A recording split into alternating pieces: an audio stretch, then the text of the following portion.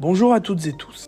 Vous allez devoir, à l'issue des 2 ans de formation, passer vos épreuves, dont l'épreuve de culture de la communication. Cette vidéo a pour but de vous expliquer la méthodologie de l'épreuve. Cette vidéo se divisera en 2 parties, tout comme l'épreuve. La première partie sera l'analyse d'un document textuel avec le premier exercice qui est une étude de texte et le deuxième qui est une mini-dissertation. Pour la deuxième partie, qui est l'appropriation d'une campagne de communication, le troisième exercice et la troisième partie de cette vidéo pencheront sur l'analyse et la dernière partie sur la production qui évaluera vos compétences créatives. L'épreuve de culture de la communication dure 4 heures et est notée coefficient 3. La première partie de l'épreuve est une analyse de documents textuels. Elle est notée sur 8 points.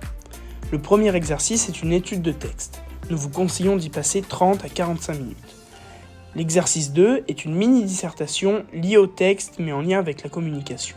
Nous vous conseillons d'y passer 45 minutes à 1 heure. La deuxième partie est l'appropriation d'une campagne de communication notée sur 12 points. Le troisième exercice est une analyse d'une campagne de communication. Nous vous conseillons là aussi d'y passer 45 minutes à 1 heure. L'exercice 4 est une production.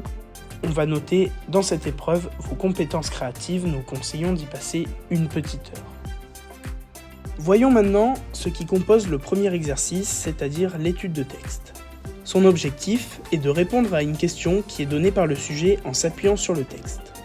En parlant du texte, vous pouvez tomber sur de nombreux types de textes tels qu'un roman, un essai, un discours ou un poème. Votre devoir doit se structurer de cette manière. Vous devrez commencer par une introduction avec comme première étape une présentation rapide du texte et de l'auteur. Ensuite, vous devrez présenter rapidement le thème. Puis, présenter rapidement la thèse de l'auteur, pour finir enfin cette introduction par la présentation de la problématique et l'annonce du plan. Ensuite, vous construisez votre développement. Votre réponse doit être structurée en 2 parties, avec des arguments, les explications de l'argument et un exemple du texte ou de la campagne. Vous devrez ensuite reformuler les propos du texte. La troisième partie qui compose votre épreuve est la conclusion. 3 lignes maximum, réponse synthétique. Voyons maintenant ce qui compose le deuxième exercice de la première partie, qui est une analyse d'un document textuel. C'est une mini-dissertation liée au texte mais en lien avec la communication. Les objectifs sont de répondre à la question posée de manière argumentée, tout en s'appuyant sur des exemples concrets de campagnes publicitaires ou de références théoriques. Elle se compose elle aussi de 3 parties, introduction, développement, conclusion. L'introduction est composée de la contextualisation du sujet et du thème, et de la présentation de la problématique et de l'annonce du plan. Le développement est toujours structuré en 2 parties, avec argument, explication de l'argument, exemple du texte et ou de campagne. Il doit également contenir un axe de réflexion, oui, oui mais, ou non, non mais. La conclusion, elle est synthétique et répond à la question posée. Le troisième exercice est donc une analyse. L'objectif est d'analyser le lien entre le texte et le corpus. La méthodologie de la question d'analyse est toujours la même. Introduction, développement, conclusion. Pour l'introduction, il vous faut présenter la situation de communication. Ensuite, vous présenterez les freins. Pour finir, vous rappellerez la question posée et annoncerez le plan.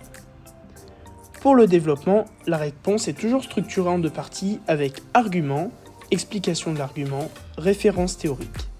Vous analyserez seulement les éléments de réponse. Pour la conclusion, c'est une réponse synthétique à la question. Pour la méthodologie de la question de corpus, la réponse est sans introduction, il faut rappeler le sujet, expliquer la référence citée dans la question, et la réponse est appuyée par des connaissances personnelles. Passons maintenant au dernier exercice. C'est une production qui évaluera vos compétences créatives. Nous vous conseillons d'y passer 1 heure. L'objectif est d'exprimer ces compétences stratégiques et créatives. Nous vous rappelons que durant toute cette épreuve, il vous faudra utiliser un langage professionnel. Elle se déroule en 3 étapes. L'élaboration d'abord.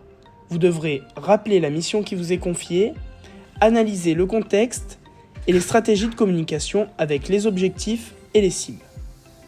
Ensuite, vous devrez choisir un support avec les contraintes et caractéristiques qui vous sont imposées. La deuxième partie est la proposition. Vous réaliserez un schéma précis et légendé du support.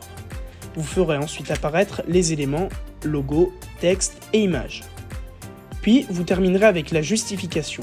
Vous devrez justifier les choix en fonction des contraintes créatives, des visuels, de la rédaction, de la forme et des objectifs.